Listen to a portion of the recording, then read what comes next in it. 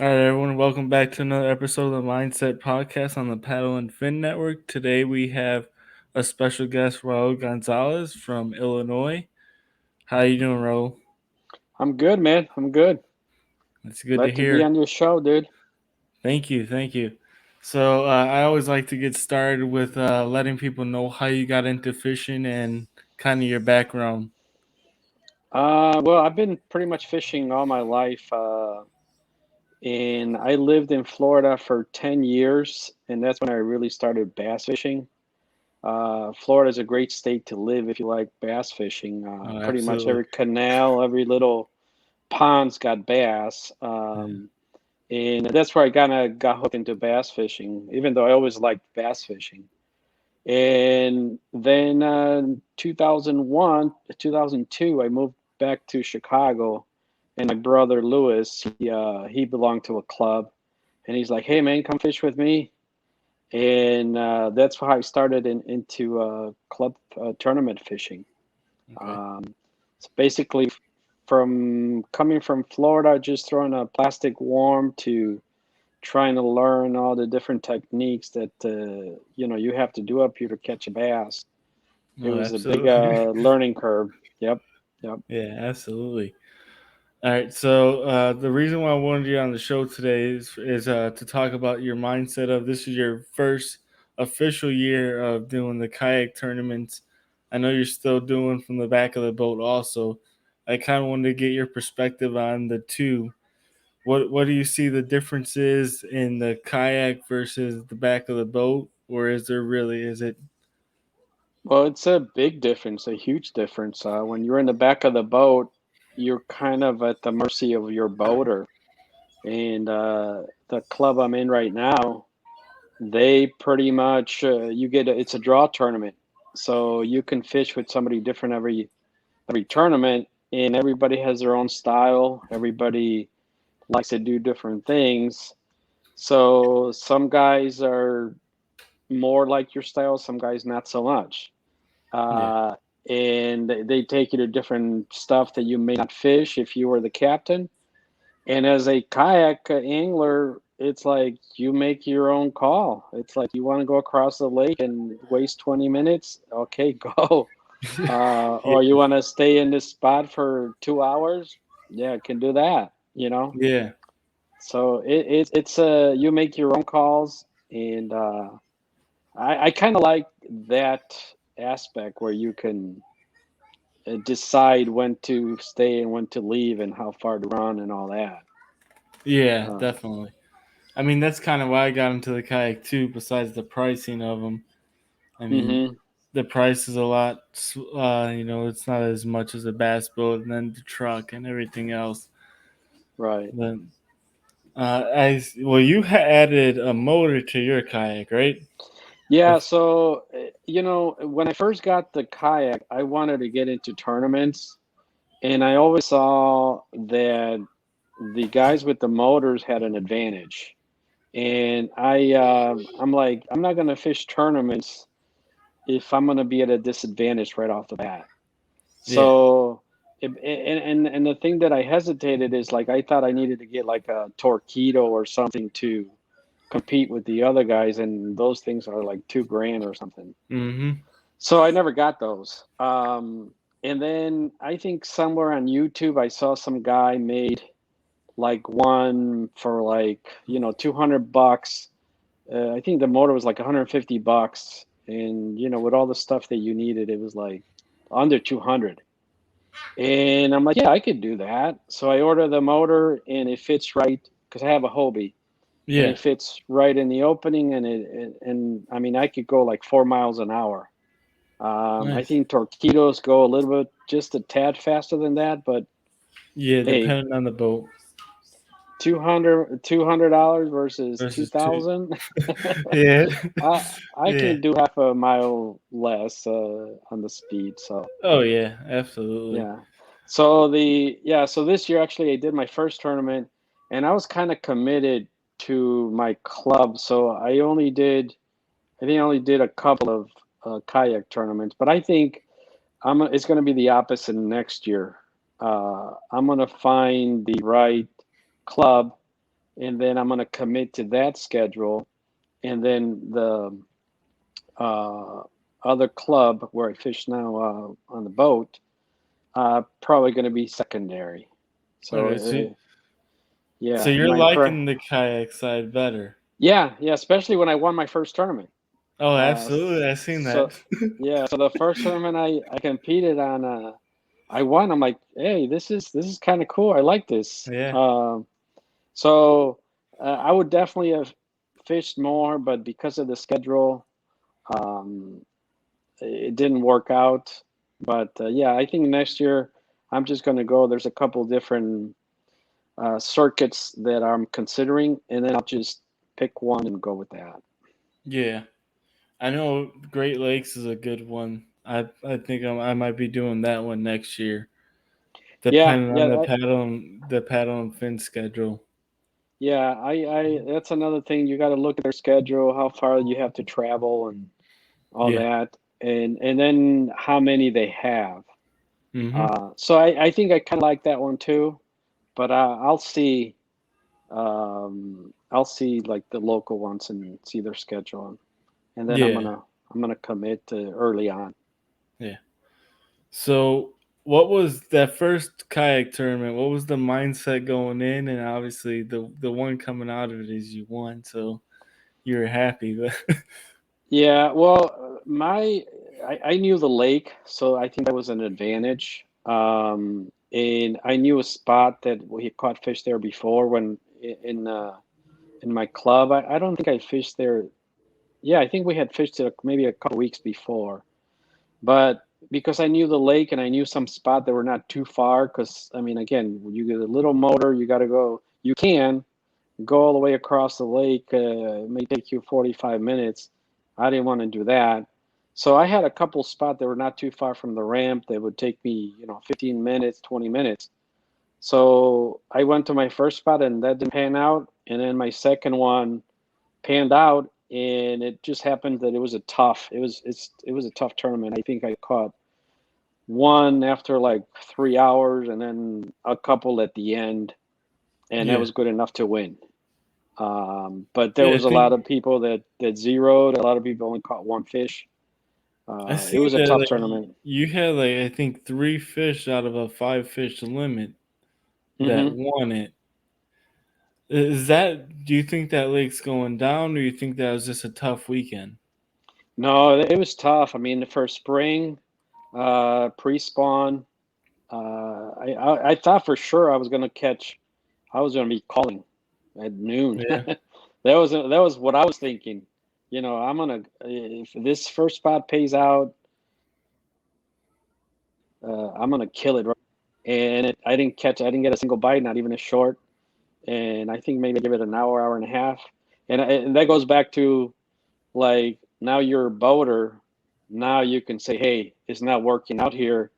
Let me try this other spot. And I think it's like a 20-minute, 15-minute run. And then the second spot right away, I caught one. Um, but that's the whole mindset thing that how long do you give a spot knowing that you're not catching any fish. I mean, I fished with guys where, yeah, we caught him here 2 weeks ago, and then they go up and down the creek, and dude, we've been here 4 hours and we haven't caught him. Why are we still here? yeah, So, I mean, I think I gave it a good hour, and I didn't get any bite. I didn't see anybody around me catching fish. That's another thing. There was other boaters around me, and nobody was catching fish. I'm like, okay, there's no fish here, yeah. and I moved. So yeah, I was fortunate enough to catch one at the end. That was actually the winning The one fish. fish. And Nice. that's another thing is like I saw a lot of guys that bailed early. I mean, I had two fish. I didn't know where I was, and then I checked the standings, and I'm like, oh, I have a chance. I think I was maybe seventh, and I'm like, oh, if I catch another fish, I have a chance. And I want to say 15 minutes before the weigh-in, I caught the last fish. Yeah, that's So never give up, like I can always says, absolutely, right? absolutely. Man. Yep. Yeah. I know that's how I caught a bunch of my fish were towards the end of the day. Yeah, A I lot mean, of you my fish fish. were. Yeah, you know how they say they play till you hear the whistle. You got to fish Oh, till yeah oh till you're yeah, done. yeah. Hmm.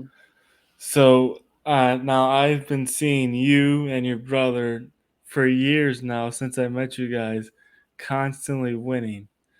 Hmm. So I wanted to talk about what do you guys do differently that you feel that keeps you guys in that top, top standings, top five. Because I see you guys all the time. Either your brother's winning or you're winning an event, or you guys are like second place. Yeah. Well, I think we have a very similar style, and that helps. So that's one of the things that I don't like about a club, that sometimes you fish with somebody that has a totally different style. Like you like to fish, deeper stuff, and they all they want to do is fish docks, and it's like, man, I don't want to do docks. You know what I'm saying? Yeah, And then all they do is take you to docks. But I think we have very similar style, and I give him a lot of credit. I think he makes a lot of good calls on what spot to start and how long to stay in a spot, and I think that's half the battle in a tournament. yeah, Where you're going to start in the morning, and how long are you going to stay there before you go to your next spot. And I mean, I'll tell you, we just won.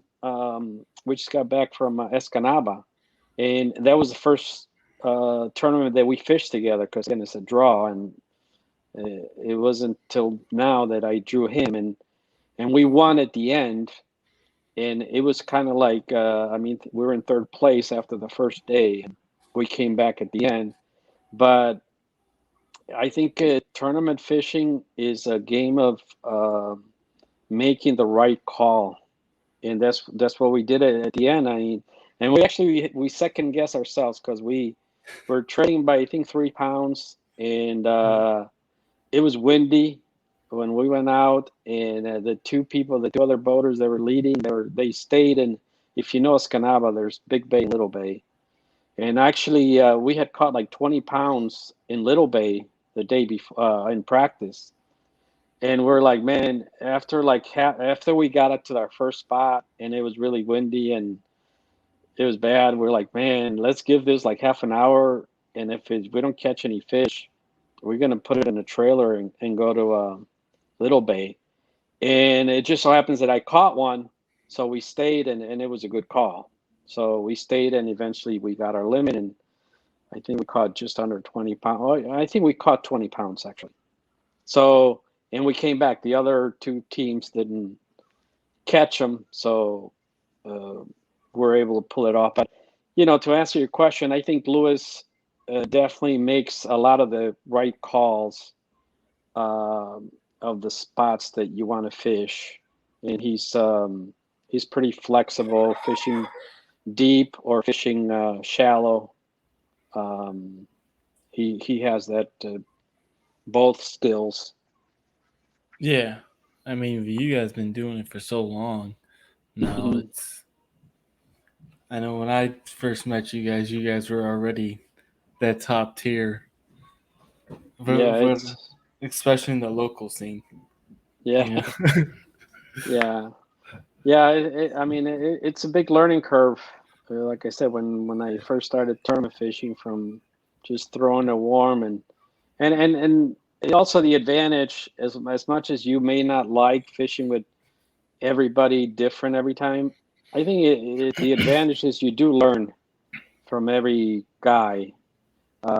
They have different techniques that you may not use, but sometimes they work, and you're like, "Oh, that looks like it worked," and and then you start doing that.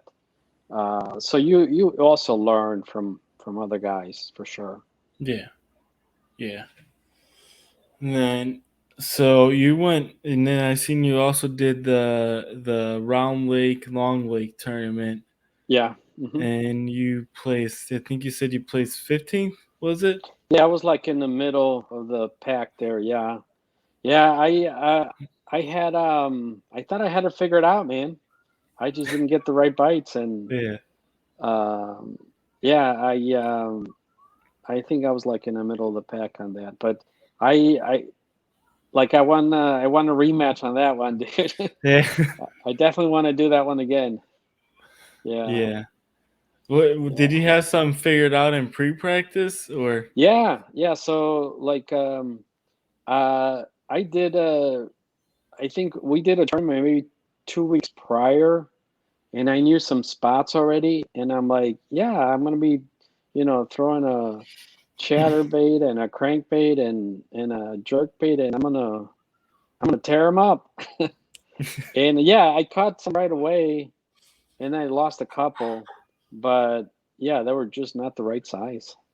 Yeah, I mean, I heard Ike talk about this too. I want to get your opinion on it.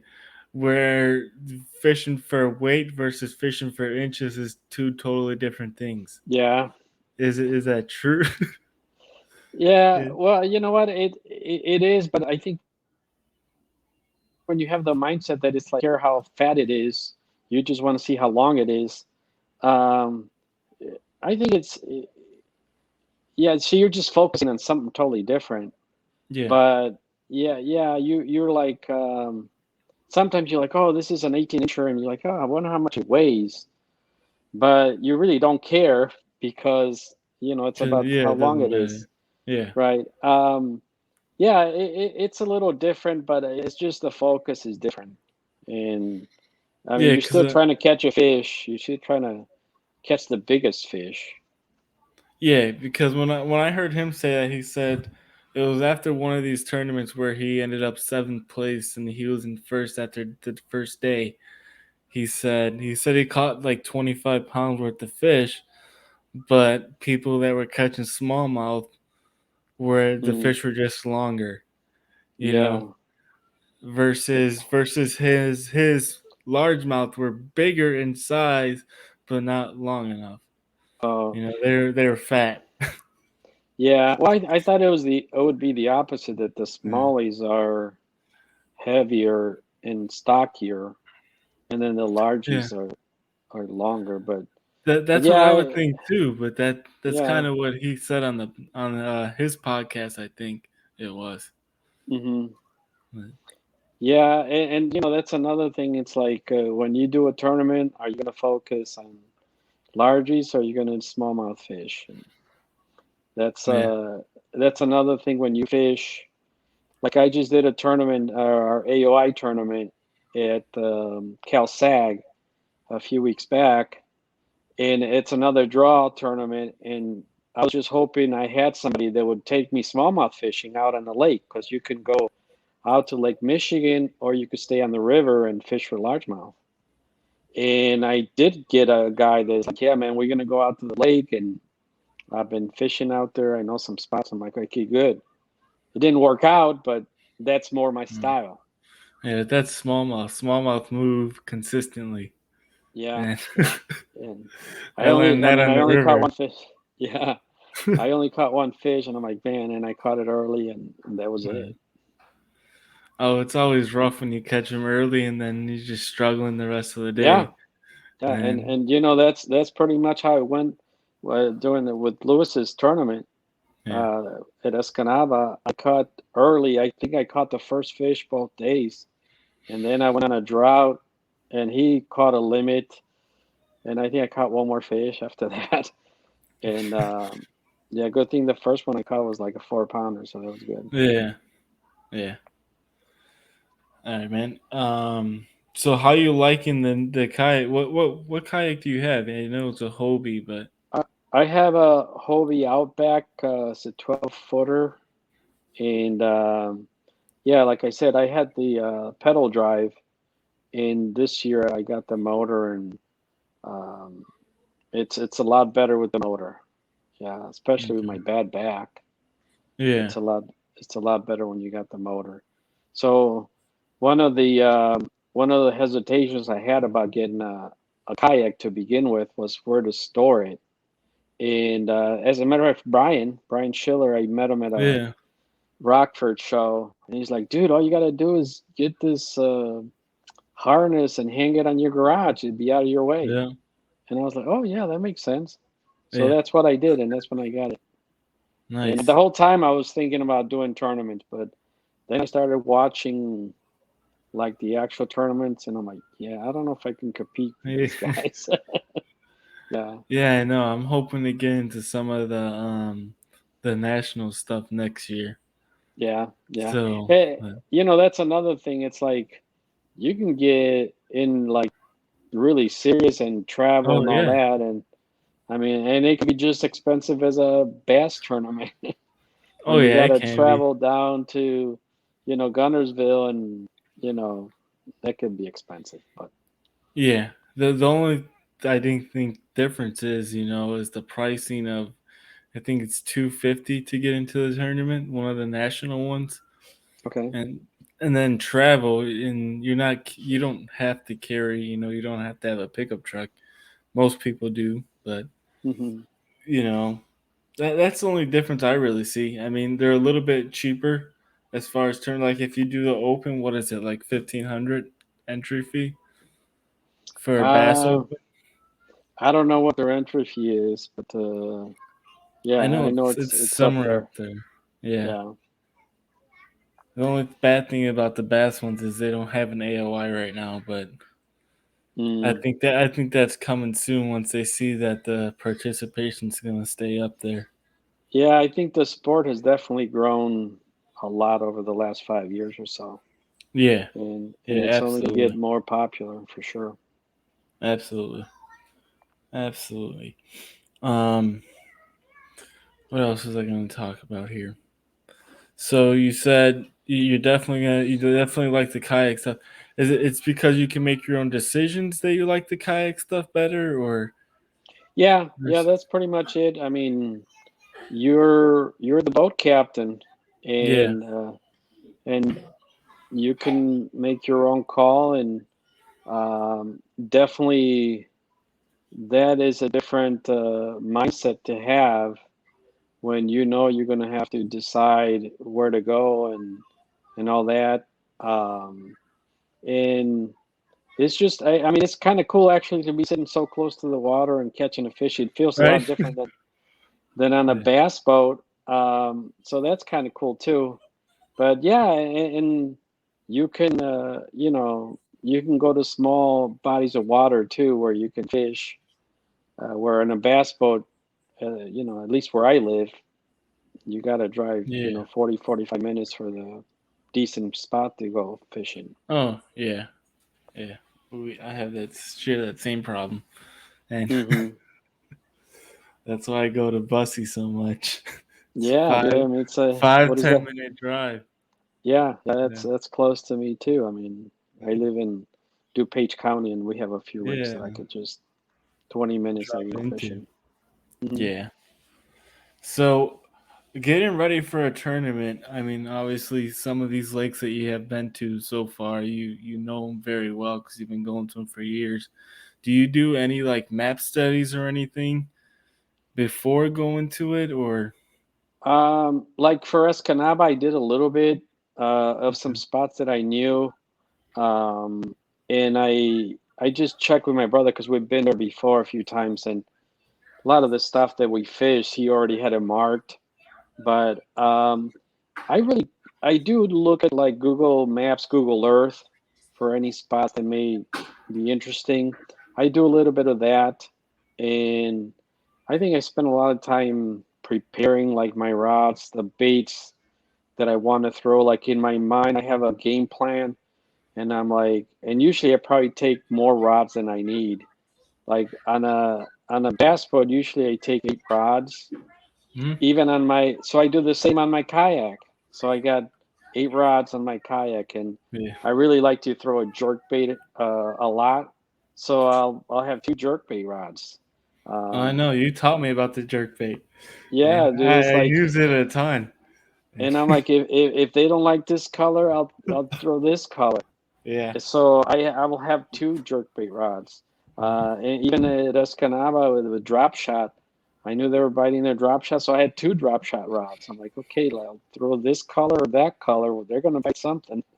Yeah. So I do a lot of that, and tie all kinds of different situations. And then again, especially when you're fishing with somebody that you're not sure what they're going to do.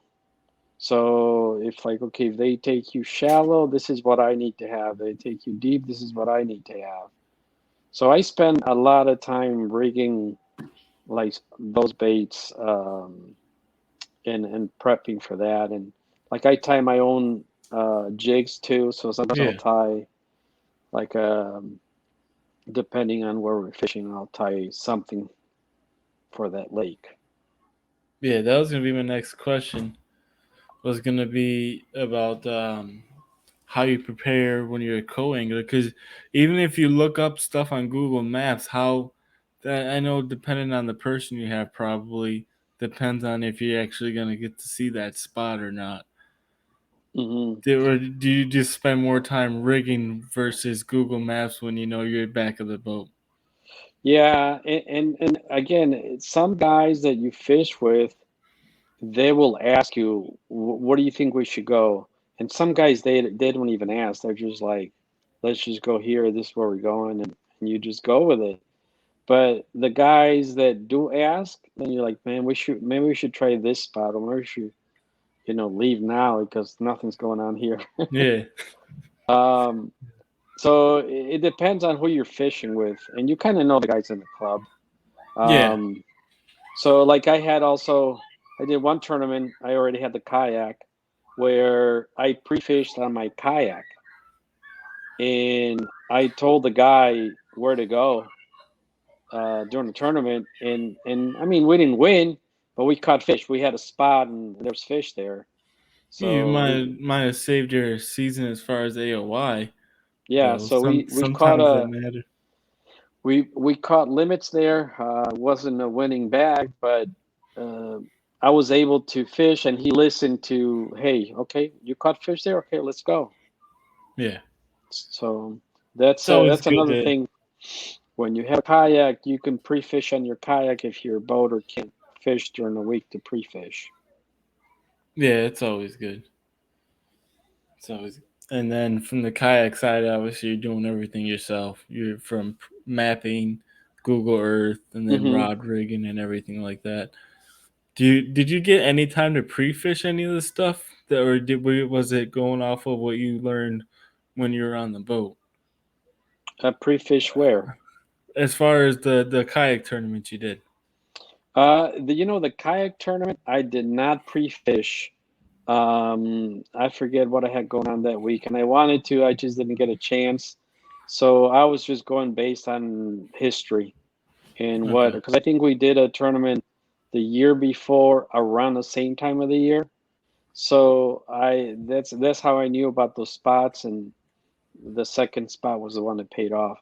The Long Lake one I did pre-fish, but it was I think we had a tournament there a week or two before, so I knew some spots there too, and I knew the baits I was going to wanted to throw. So that was my pre-fish. Okay. But yeah, I always like to pre-fish and have an idea what I want to throw before the tournament. Going into it, yeah. Hmm. Yeah, because I know a lot of what I did this year was I pre-fished a day or two before, going into the event, and then that night before the event, I spent like 2 3 hours just rigging stuff up and Hmm. getting everything. I more or less break stuff down to where I'm only throwing a couple things out there instead of scrambling throwing Yeah, 9 10 different things. yeah, Uh, and you know what? That's pretty much what happens is you'll take 8 rods, 9 rods, and then you kind of narrow it down to maybe three or four. mhm. That's what you're gonna grind it out with. That's pretty Yeah, much how it works out. And unless like it's dead, and then you're like, you're like, oh well, I'm glad I brought this because yeah, this may work. And sometimes you yeah, got to throw all the your plan out the window and yeah. start from scratch when it's really slow. I know that's what I did in Wisconsin, man. I've talked Mhm. about it before on here, where Yeah. I had 2 days of practice and one fish caught, and no idea what I was gonna do on tournament day. And I just threw everything out the window, and I went drop, I went drop shot fishing around grass, and Oh just wow. and managed 4 of them. So Oh wow. um, Yeah.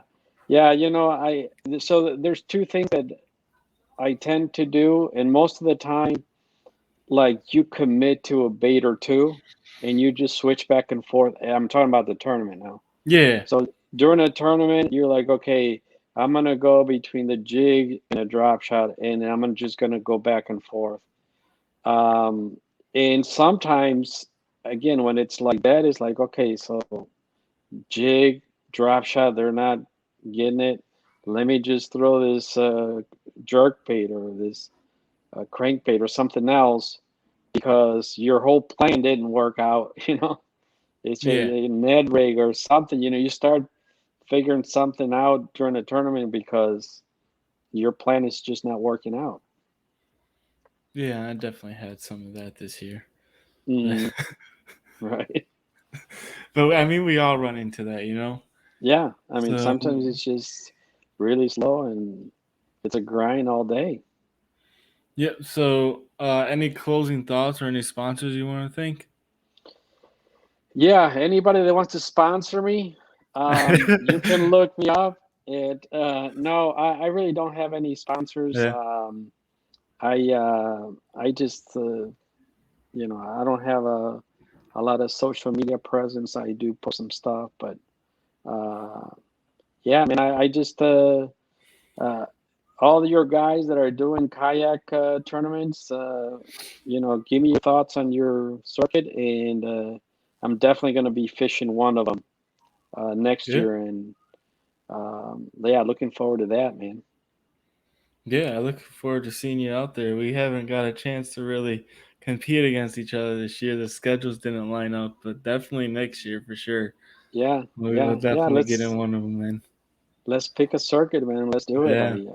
Yeah, I look forward to that. yeah, absolutely, man. Thank you for joining me, and thanks for coming on, man. I appreciate it. No problem, man. No problem. And for sure, let's go fishing before the season's over. Oh, we definitely will. No, we're out. I'm available at any time now, man. So, Okay. All right, man. Let's do it. all right.